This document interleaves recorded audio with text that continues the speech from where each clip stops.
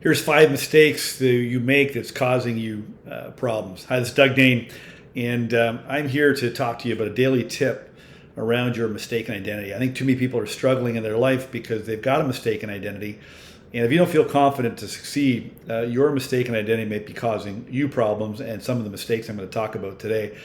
My book explains your mistaken identity, why you make these mistakes, and make no mistake, you deserve a better life. So let me talk to you about these.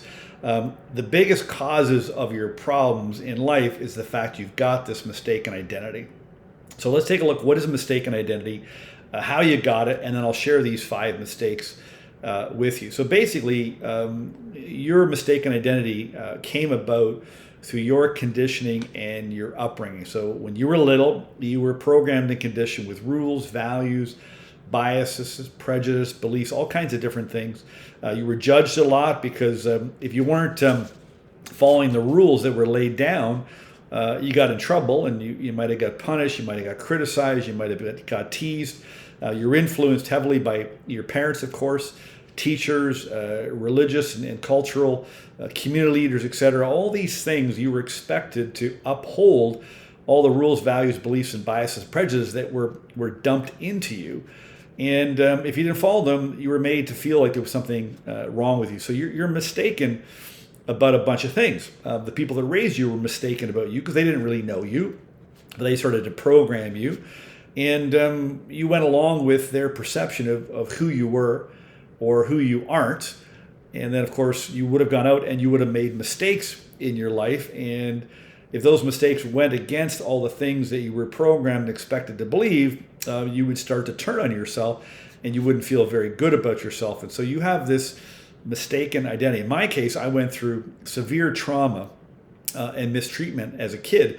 And so it's very normal, obviously, for people going through that to be brought up with a inferiority complex, a failure-type personality, low self-worth, low self-opinion, low self-confidence. Those are, symptoms of an abusive childhood. But even for people that didn't go through what I went through, still are struggling, trying to figure out what the hell's wrong with them when there's nothing wrong other than you're mistaken about who you are and who you're not. So that's what your mistaken identity does, and it really messes with you in your life. So here's 5 mistakes that you're likely making, or some of that you're making because of your mistaken identity. Number 1, you doubt yourself, you second guess yourself, and you don't believe in yourself.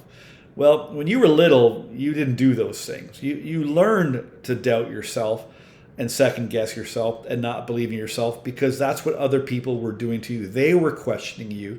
They were doubting you. They created doubt in your mind and in your brain, and you started to second guess yourself. And so that happened at a very early age. And so that's just something you've learned to do. And then, of course, because you got a mistaken identity, you make mistakes in life and you have these failures and you face these adversities, and then you turn on yourself again and you give up too quickly, thinking that you are a failure. Just because you failed doesn't mean that you are a failure. And because of those mistakes and those failures or decisions you've made, you have all kinds of reasons to doubt yourself and not believe in yourself. Number 2, you're listening to the wrong people and you're asking for advice and the opinion of others in order to shore up those doubts. So you have second guessing and doubts, so you go to other people for their opinion and for their advice. And most of the people that you talk to they don't really know what the hell they're talking about, or they don't really have the wisdom and the knowledge and experience that you're seeking, and they have their own mistaken identity, so their view is going to distort their view on you. And you're probably not going to get very good advice or very good opinions. You got to stop going to people for their advice and for their opinions. You got to start turning inwards and trusting that the truth, the answers you seek, can come through you if you think the right way. Number 3, you're trying coping mechanisms and you turn to coping mechanisms and destructive habits. It's not because there's something wrong with you. It's because you're not aware of how your inner critic is controlling you. And so coping mechanisms would be food, porn, counseling, therapy, all these things, just to YouTube, self-help, all these coping mechanisms just in order to feel better. And I think now in today's world, there's so much access to these coping mechanisms. It doesn't change your situation, doesn't change your results. Nothing much gets better, but you feel better because of the coping mechanism to be able to cope with a situation that you're not happy with, and you keep making the same mistakes over and over again, just trying to get it right. Number 4, another mistake you make, you compare yourself to others. And then you get frustrated and you beat yourself up. You'll drive yourself crazy trying to measure up to others because you can't. You'll never measure up to other people's expectations. It's an impossible thing. It's a losing game. If you're doing that, the reason you're getting frustrated is because you're trying to do something that just cannot be done. And then again, you turn on yourself. And number 4, the biggest mistake you're making is you're pretending to be somebody that you're not. Okay? And that's driven by a fear of criticism and a compulsion to conformity. So too many people are just trying to be somebody they just can't be. You're worried about what other people think. You have a compulsion to conformity. You want to fit in. You want to be validated. You want to be liked, loved, whatever. And so you pretend to be somebody you're not. People call it imposter syndrome, or you're wearing this mask.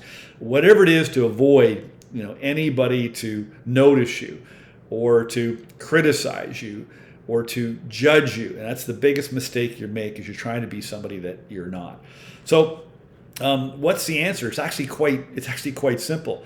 If you were to take a simple, fact-based inventory of your beliefs, your values, and your opinion of yourself, you would easily see that you're mistaken. So you've got values, you've got beliefs, you've got opinions of yourself that you're not very objective about. Your emotions get in the way, and you make it too complicated and way too dramatic. If you took a fact-based inventory, I call it a blameless autopsy, right? Just take a fact-based inventory on your values, your beliefs, and your opinion of yourself. You would easily see where you're mistaken. You discover the truth about what's causing your problems and why you make the mistakes that I mentioned, and then you can stop. Listen, when you discover and uncover your mistaken identity, you'll get to the truth of who you really are, and the truth shall set you free. If you haven't got my book yet, get it now. Literally, it's a 30-day system for discovering mistaken identity, unlocking your true potential, and getting unstuck really fast, permanently.